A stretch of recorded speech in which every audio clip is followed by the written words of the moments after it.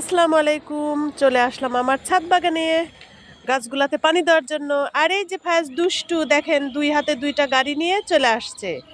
সে ছাদে আসবে, গাড়ি রাখি আসে নাই, গাড়ি নিয়েই আসবে। এখন আমি গাছগুলাতে পানি দেবো, ও গাড়ি নিয়ে খেলা করবে,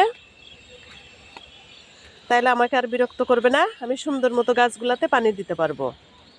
দেখেন এটার ভিতরে একাই ঢুকতেছে আর বের হচ্ছে।